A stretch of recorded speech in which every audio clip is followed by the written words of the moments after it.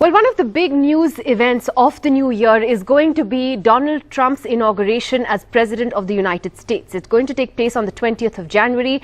And one of the key donors to his campaign, the man who is now advising him on Indian affairs and who got Indian Americans excited about the Trump phenomenon, is business tycoon Shalabh Kumar, who heads the Republican Hindu Coalition in the United States. He's also chairman of the India-American Advisory Council and joins us here in New Delhi tonight, here in the studio with us. Mr. Kumar, thank you very much for coming in.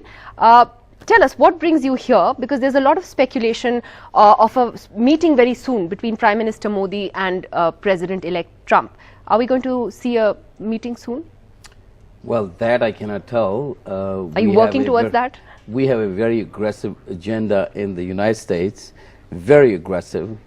For example, we want to change the tax code in the U.S. in the first 90 days itself. So domestic agenda is very big, but in the context of increasing trade between U.S. and India, which is sitting at a measly $100 billion a year with the size of the two economies, that during the first term of President Trump, we expect it to grow to $300 billion a year.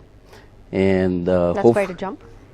That's a fair amount of jump, but it will accelerate even more exponentially during the second term, which I'm already predicting, during the second term of President Trump. At one of the events that you organized where Donald Trump came and in fact campaigned towards the end of his campaign, he set up Ki Baar Trump Sarkar. And taking off from what Prime Minister Modi said, do you think the two men would get along and would have a good chemistry the way, in a sense, Prime Minister Modi and Barack Obama, they certainly seem to personally get along very well. Do you see something similar between these two? Oh, this is going to be much better than that, and this is not going to be just optics.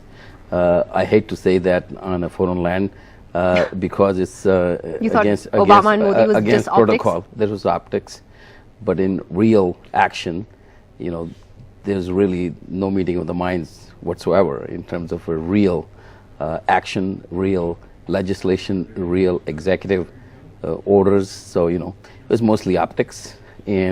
But here they are going to be real action. We hope to have the legislative barriers that are in place right now to have defense procurement, to have technology transfer, to have the LNG sanctioned, because India needs energy, a lot of liquid natural gas. So you see a greater meeting of minds between Donald Trump and Narendra Modi than you saw between Narendra Modi and Barack Obama, which you said was just not optics. necessarily the two personally themselves, even though that's important. But just on agenda, you mean? Prime Minister Modi made sure that he's quite competitive. He made sure that he is one of the very first ones to call President-elect Trump to congratulate him. And so, you know, that did happen. But let me ask you a personal question, because the US election was so keenly followed, and you know, the media got it all wrong there, right? Everyone thought that Hillary Clinton was going to win. Were you at all surprised when Donald Trump won? Not, you know, even a little bit, even though I know you were confident and you were supporting him and you donated so much money to his campaign, nearly $1 million or more, I believe. But was there any element of surprise when it finally happened? That's a good question. My daughter, Manasvi, who was with me, she had taken 6 months off for her profession. She happens to be in Bollywood, Manasvi. And she had some doubts, but I never had any doubts whatsoever. I mean, you know, really never had any doubts. I thought he's going to be over 300 electoral votes, and he got eventually 306 electoral votes. There was no doubt in my mind at all. And the media, you know, tends to be leftist, not only in the United States, but in India as well. I actually called CNN as Clinton News Network instead of cable news network. And you know, that day itself, on the day of the election, in the morning, I think exit polling, they were giving 85% chance that Hillary will win. Yeah, and then it swung the other way. At 7:30 in the evening, they were still predicting that Hillary will But let me ask you, how much does Donald Trump really understand about India? Again, at the same event that you organized, at that big event that he spoke at, my colleague Srinivasan Jain went to interview Donald Trump that day, and you met him. And one of the things Donald Trump said to him is that, I love India, I love Hindus. Well, India is not just Hindus. India is Hindus, Muslims, Christians, Buddhists. It's a multi-religious country. One got a sense at that time that maybe Donald Trump doesn't entirely understand what India is and what it stands for and what it's about.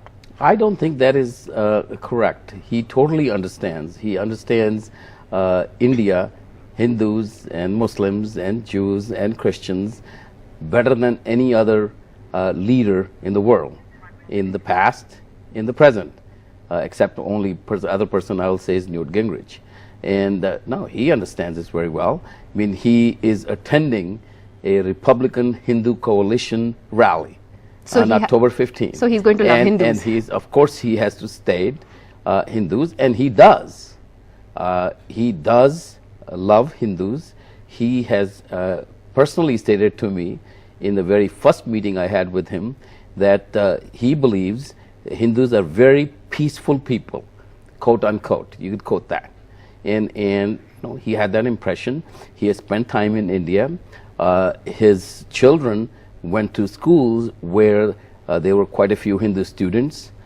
So he does know about that. I mean, there is nothing wrong with saying that he loves Hindus. It doesn't mean that he's saying he doesn't love others.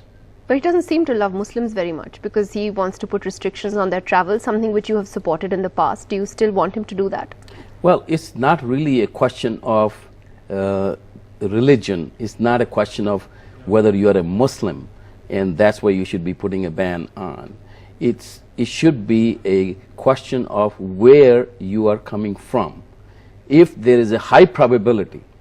Which country you mean? Yes, where are you coming from? If where you are applying for visa from, where you've been, where you have traveled. In all your visa applications, you are asked the question what countries you have traveled to in the last 3 years or last 6 months. So when the security agencies are able to do your extreme vetting, which is necessary, after all, the prime responsibility of a president of the country, number one oath you take, is to protect the lives of its citizens. Well, Mr. Kumar, you're saying it's not about religion. It certainly seemed to be that way during the campaign. Whether it turns out to be something else is something we'll have to wait and see. But it's been great to talk to you. We wish you all the best as you try to increase trade ties between India and the United States, and certainly try to bring India and Donald Trump closer. Thank you very much for coming in tonight. Thank you.